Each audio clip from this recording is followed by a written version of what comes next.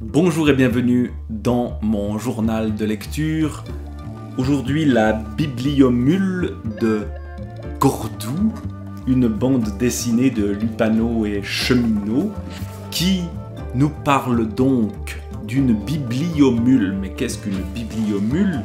Eh bien, c'est une mule qui est en même temps une bibliothèque. Et pourquoi à Cordoue?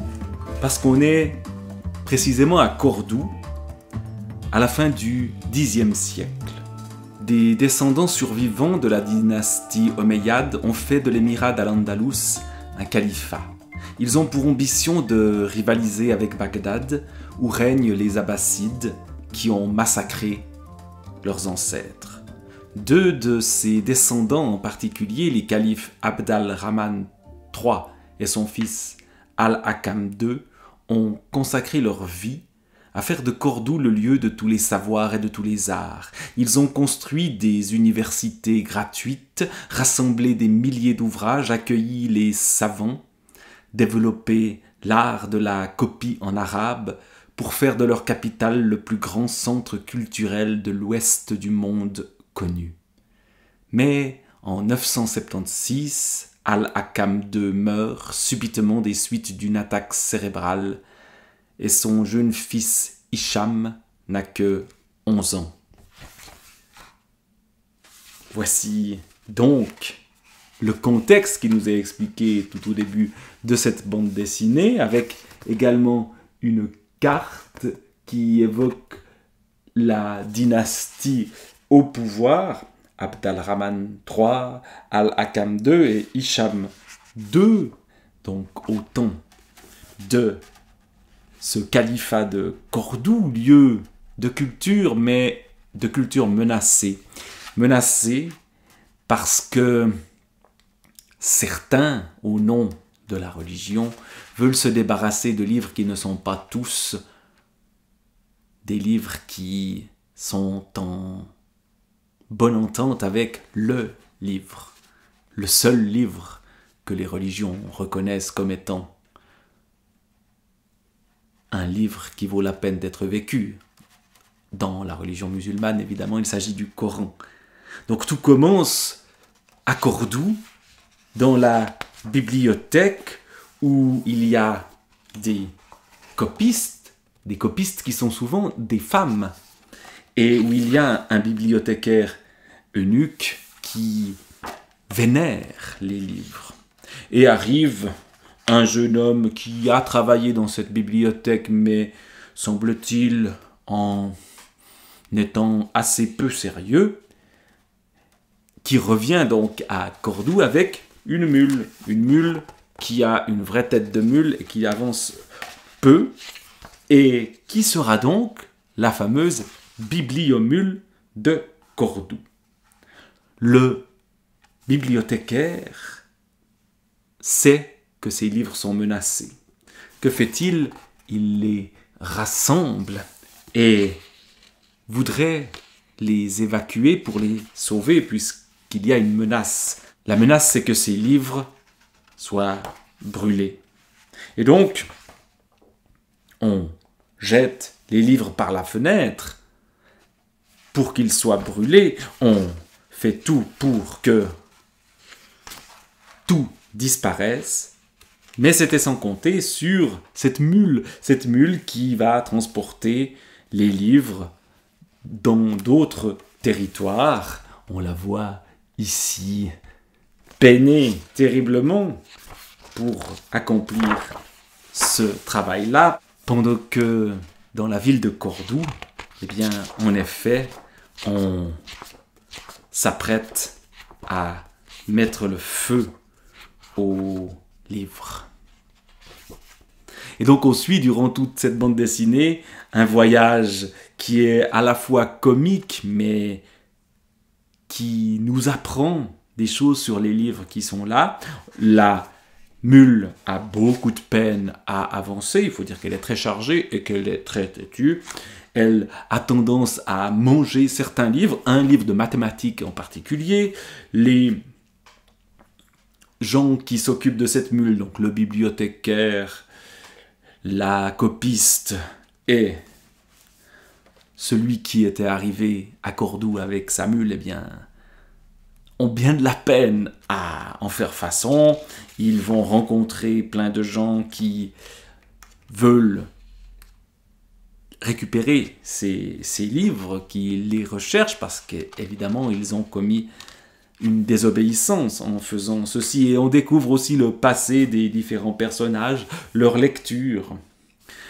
Lecture, par exemple, ici, d'un livre sur les animaux que l'eunuque qui est bibliothécaire a beaucoup apprécié et a voulu sauver. Il a même dessiné dans les marges de ce livre. Et on nous raconte aussi son enfance, on nous raconte d'où il vient. C'est un chrétien au départ, mais qui s'est converti à l'islam.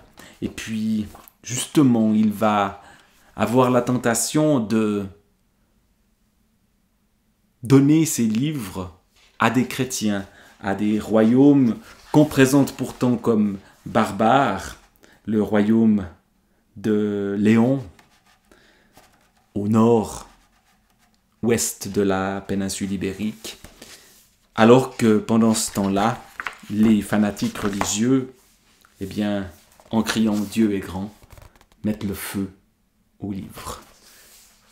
C'est en trempant sa lame dans le sein des infidèles qu'on utilise de manière correcte, d'après eux. La religion, ce n'est pas en trempant son calame dans l'encre que l'on sert Dieu. Et donc ce fanatisme aboutit à la destruction de nombreux trésors, de nombreux livres, mais pendant ce temps-là, on cherche à sauver des livres, mais on est confronté à plein de dangers, à plein de rencontres assez inquiétantes, et en plus à cette mule qui a énormément de peine à avancer. Bref, on suit avec beaucoup de plaisir et un peu d'inquiétude ce périple pour sauver des livres. On apprend pourquoi le personnage de l'eunuque est devenu très gros. En gros, c'est le cas de le dire, il va compenser certaines difficultés par la nourriture. Et il va y avoir aussi les cauchemars, les rêves faits par ce personnage-là. Bref, c'est un livre très animé, un très beau livre, une très belle bande dessinée qui rend hommage précisément au livre et à la culture, à cette culture à l'Andalous que l'on a peut-être un peu oublié, cet islam d'Europe des temps anciens. Les livres vont-ils arriver à bon port? Telle est la question. On rencontre des vikings qui font peur et qui peut-être vont s'emparer des livres, même si les vikings n'ont pas beaucoup d'intérêt pour ce genre de choses. Et puis ça se termine par l'évocation d'autres moments où on a mis le feu aux livres. Et on constate que bien souvent, quand les pouvoirs deviennent fanatiques, ils se débarrassent de la culture, ils se débarrassent des livres, ils mettent le feu. Et aujourd'hui, peut-être que les livres disparaissent aussi dans d'autres bibliothèques, les bibliothèques plus petites qui sont les nôtres aujourd'hui. Un livre tout à fait intéressant et qui donne envie de lire et de conserver les livres. Je parle ici devant une bibliothèque. Ce livre-là va rejoindre la BD-thèque dont il est sorti.